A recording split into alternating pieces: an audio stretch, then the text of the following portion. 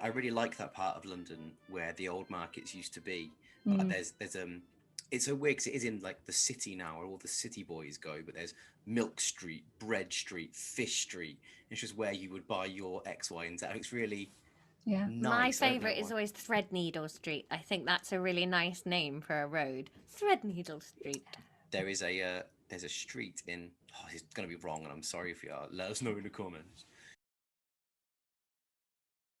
In Winchester, and there's a road. A friend of mine went to Winchester College, the posh school, and the students still aren't allowed to go down this one road because it's where all the brothels were in like the 1800s. So the school said you couldn't go down, and until like the 1920s, it was called.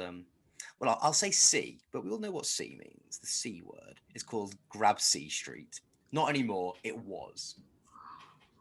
Until the 20s. Yeah, well, women didn't exist till like 1918. That's true. Cool, we were late to the party. I love that. You're so good at trivia like that, Will Duggan. Could be wrong. Doesn't matter. We're not going to check. Back to nobody on the internet ever points out mistakes other people make, so I think we'll be fine.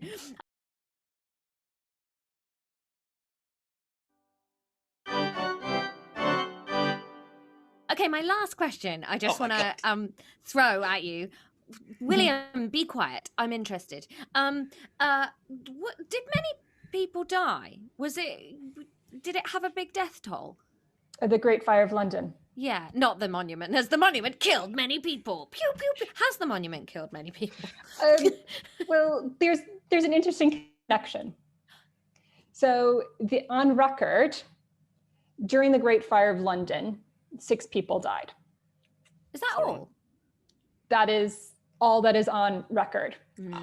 Now that people are looking back on it, they're learning more information. They believe that many, many more people died because parish records were not very good. This is a year after the plague had returned. Yeah. Okay. So parish records weren't in as great order as they were before. A lot of the parish records burned in the Great Fire of London. And also the intensity of the heat, 1,000 degrees centigrade, you would have just burned to ash. And there wouldn't have been any remains. So if it was your whole family, nobody would have been looking for you. If you didn't have a family, nobody was looking for you, you wouldn't have been reported as missing. Okay. So the official number is 6, but probably a whole lot more. Yeah. I mean, that is definitely getting edited out. Not because it's not interesting, because I want to cry. It's so depressing. We'll put it in the Patreon bit for the people that have paid to be miserable. I was just thinking about, God, imagine if your entire family died and no one... Yeah. Anyway, let's do a nice quiz. You've never heard of Nell Gwyn? Right. No, I haven't heard of Nell Gwyn. Ah. I thought she's just quite famous, that's all. I'm not trying to be like, you're so dumb, because... Well, that's how you're coming across, actually. Well, just watch any of the other how's videos. Your restoration theatre? Sorry? How's your restoration theatre facts? Oh, I think theatre is a waste of time. If a play was any good, it'd be a film. I don't really think that is a waste of time. I don't really. I'm so sorry. Kate, you look so upset with me. I'm so sorry. I was trying to be funny, but I've got really angry with the guest. You're not angry with the guest. You're angry with yourself and me, Will. And people who write and plays. maybe Nell Gwyn. Yeah, Nell Gwyn was an actress, and then she was his mistress, but she was also like pretty independent and cool, I think, and was very smart with her money. I seem to remember. I don't know much about her. She was, yeah, and there's debate. Well, obviously, all historical things are what's actually true and what's embellished. But I like to believe that this is true, that she had a lot to do with establishing the Royal Chelsea Hospital for soldiers. Fair play, Nell. Military men, yeah.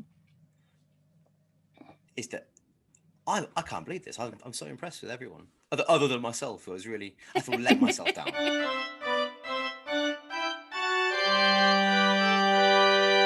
The monument was completed in 1677. The fire was in 1666. So it's 11 years later. It's a very, very tall column, but it's just a column. Why do you think it took so long to rebuild it? Of course, probably because it's probably got lasers hidden in it and a zoo on one side. And if you lie on it with your feet on it, it measures your feet like those old machines in a Clark's. Like, it was doing everything. I think that there was a lovely irony and it burned down while it was being built. Oh, no. No. Took 11 years to be built. Well, I would assume because architects and builders had other things to do that were slightly more important than, like, if you've got a whole city to rebuild, do you rebuild the city first or the monument to the rebuild of the city? Excuse me, Mr. Rook, can you rebuild my house? Not now, urchin. I'm building this monument to the Titty of London. Did you just say Titty of London? I was thinking about Nell Gwyn. Oh. So, yeah, I mean that would be my guess. That's possible, but this was Robert Hooke's.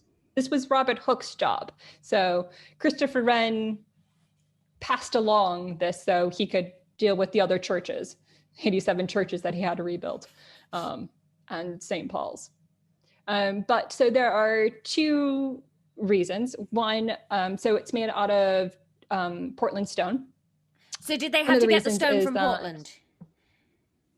Yes. So they had to get the stone from Portland, and they were currently at war with the Dutch. Oh, yeah. So waterways were a bit blocked up. But the main reason is that everybody else was stealing the material.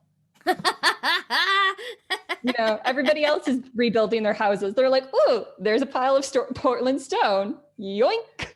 Mine now. Some little slum has just got the etchings of a frieze of Charles II and Nell Gwyn just banging or something.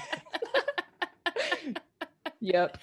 Yeah, it makes sense. To be honest, I'd be a bit annoyed if I was rebuilding my livelihood from scratch and trying to earn a living, and then the city was paying to have a monument with a telescope hidden in it built. I think I'd be pilfering a bit because the mayor wouldn't burn down a few houses. Yeah. Oh, good on you, London. Yeah. Well done, London. I just going back to the beginning, I've been thinking about the people of London and how when you said, Katie, it's something that only, although you live in London, somebody who's from the outside could say. You could lean across the street and shake your neighbour's hand. Like, have you met your neighbours in London? I've lived in my flat for 2 years. I couldn't tell you my neighbours' names. I'm not touching these people. No.